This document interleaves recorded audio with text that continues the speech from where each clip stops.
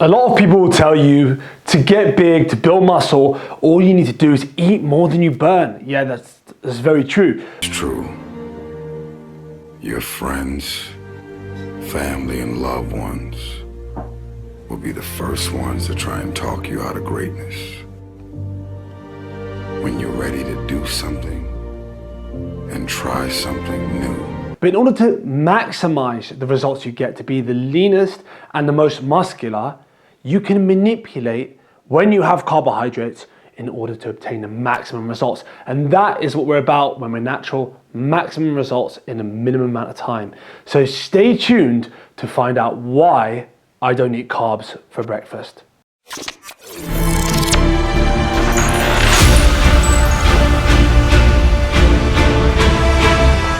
What is going on, guys? Welcome back to yet another video. If you don't know who I am, my name's Adam and this is Adam Scott Fit. So as a few of you may know, I do carb backloading, which means I don't eat carbs throughout the day and I just have them in the evening. But you have heard of me. I'm not saying that this is for everyone, but what I am saying in this video is that you could benefit out of just missing out carbs at breakfast time. So just ditching the carbs from your breakfast. But if you're super lean and you're super active, I don't suggest this. I suggest just keep having those carbs at breakfast, and you do need more carbs as a super lean person trying to pack on muscle. But what I'm saying is, if you're struggling keeping off the excess body fat and you're struggling staying motivated, staying driven, staying alert throughout the day, this could severely benefit you. In a good way, obviously.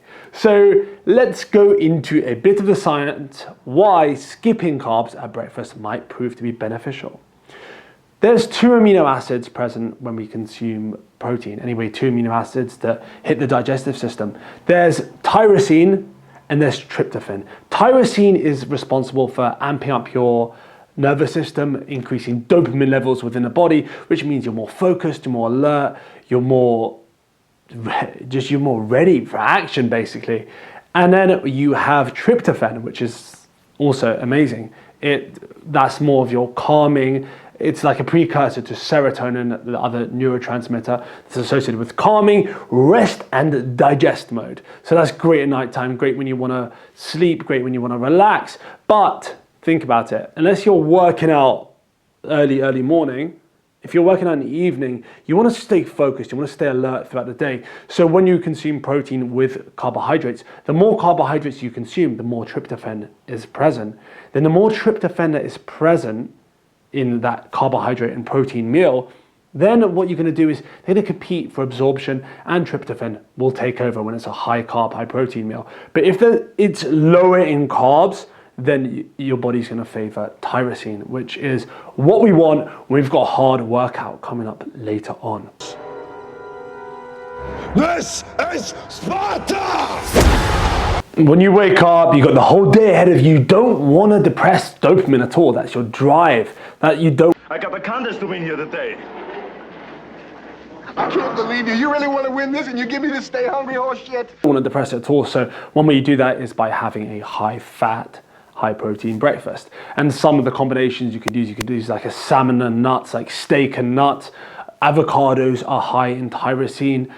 Fava beans, eggs are high in tyrosine. So those are some of the food combinations you can use.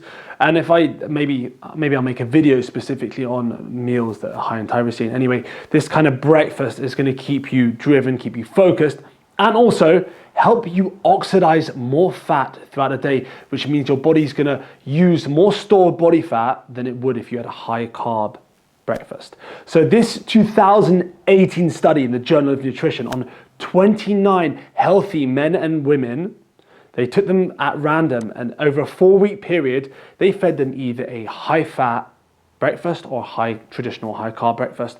The people with the high-fat breakfast, the participants even, not just people, basically burnt more fat over a 24-hour period than the people with a high-carb breakfast. So this is great news. Obviously, the data's not limited to that one study. There are other studies, but I wanted to keep this video short, sweet, and concise. And yeah, it's great if you want to lose fat while building muscle. And yes, you can do both. I'm the sheriff. You also want to keep blood sugar levels stable throughout the day. You don't want large spikes and dips. This can actually increase cortisol and that can have a negative effect on your body composition. And you also want to keep your body insulin sensitive. So that is why I suggest you do add carbs, obviously, but you add them around a workout. Adding carbs around a workout is going to do you a world of good in terms of activating mTOR and triggering IGF-1 as well, both which are responsible for muscle gain, increases in protein synthesis, especially mTOR. That's your body's anabolic switch, and that will significantly increase protein synthesis. So remember, you don't want to have that low carb diet, which is going to blunt IGF-1 levels and which can have an impact on the amount of muscle you can gain. Remember, it's all about those little things that add up. Carbs in general reduce cortisol levels. That's why it's a great idea to have them in and around the workout, say before, intra, and after. So pre, intra, and post even.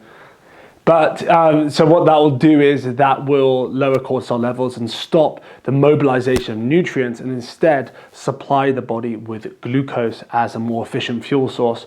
So not only will that help you go into recovery mode, like if you have carbs straight afterwards, because it's in a lower cortisol and put you back into that parasympathetic state, that rest and digest state that you want to be in after your workout. You don't want to be in it as soon as you wake up. You don't want to be like, lacking motivation, feeling a bit tired, feeling a bit of an energy dip. So if you're one of those people that does feel out after a high carb breakfast, maybe it's time to make the switch. I'm not saying full carb backloading, but maybe try switching up breakfast, try changing it up. I personally don't have any carbs all day. Around my workout, I'll have an intra-workout shake, which contains about 50 grams of carbs, and a post-workout shake, which contains about 75 grams of drinkable, glucose, like drinkable carbs, and I'll have like a piece of fruit with that as well. So that's probably about, you're looking at about 130 grams of carbs around my 140 grams of carbs around my workout. Then I'll wait like an hour and a half, 2 hours. My dinner will be significantly high in carbs. So I'm having a lot of carbs. I'm replenishing those glycogen stores. I'm maximizing mTOR, I'm maximizing IGF-1 around the time you want to maximize it, around that workout time, helping shuttling that glucose, those carbohydrates into muscle cells rather than fat cells.